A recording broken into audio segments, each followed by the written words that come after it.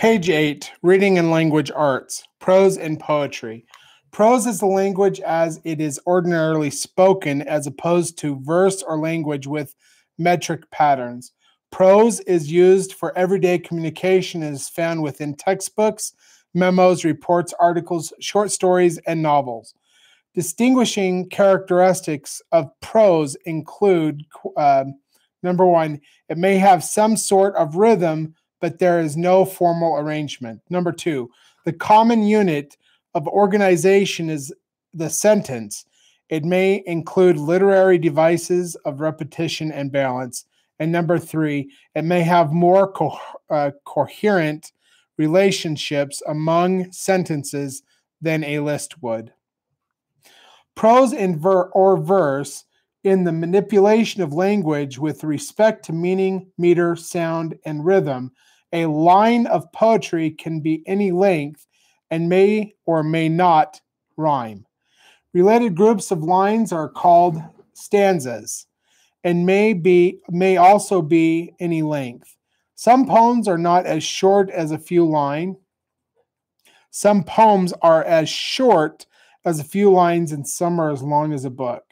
Poetry is a more ancient form of literature than prose. Fiction and nonfiction. Fiction is a literary work usually presented in prose form that is not true. It is the product of the writer's imagination. Examples of fiction are novels, short stories, television scripts, and screenplays. Nonfiction is a literary work that is based on facts. In other words, the material is true.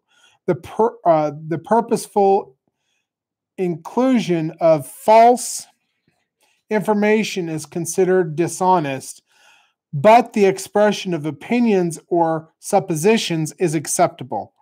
Libraries divide their collections into works of fiction and nonfiction. Examples of nonfiction include historical materials, scientific reports, memoirs, biographies, most essays, journals, textbooks, documentaries, user manuals, and also news reports.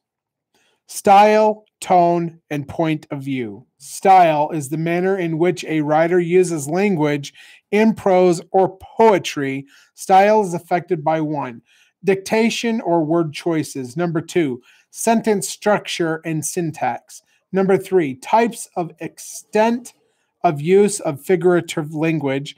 Number 4, patterns of rhythm or sound. And number 5, conventional or creative use of punctuation.